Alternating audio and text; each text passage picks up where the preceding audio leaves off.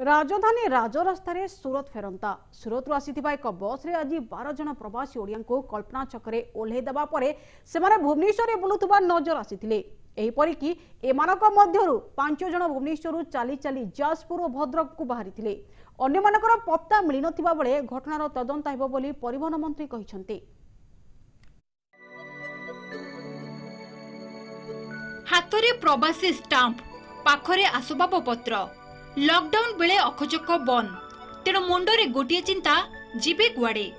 एभली किछि युवक मंगलबार राजधानी राजरास्तार बुलुथिबा बेले तांकु ठाब करिथिला आम कैमेरा टीम। एमाने समस्ते सूरत फेरंता।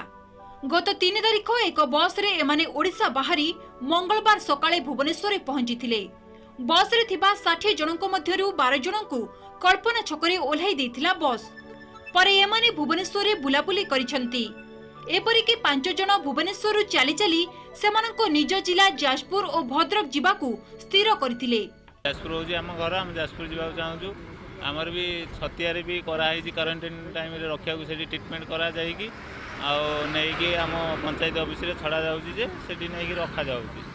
आ आमे जीवा चाहूछु जे हम एरिया रे नै कि पहुंचे देउ प्रशासन को आ पहुंचे देला पर हम नै क्वारंटाइन रे रखंतु। आम से रहू 14 दिन पर्यंत पुणी मास्टर कैंटीन जाऊँ पुणी सेपट आमको आउ थे बाणी बिहार कहले आसवाक जो कहले बाणी बिहार आसलु आसे ऑफिसर मानकर आउ देखा ना तर आम बाणी बिहार ये चल चली आसु खाया पीया ना बाटर पानी फाणी मिलले टे पीऊँ। सरकारी व्यवस्था मुताबक प्रवासी फेरंता हाथ में स्टाम्प मरा जाइछि। नियम अनुसार एमानंकु क्वारंटाइन सेंटर रे छड़ा जिबा कथा हेले बस टी अधा बाटरे केमिति छाड़ी गला ताकु नै आश्चर्य प्रकाश करिसंती परिवहन मंत्री। घटनार तदंत परे कार्यानुष्ठान हेबो बोली से कहिसंती।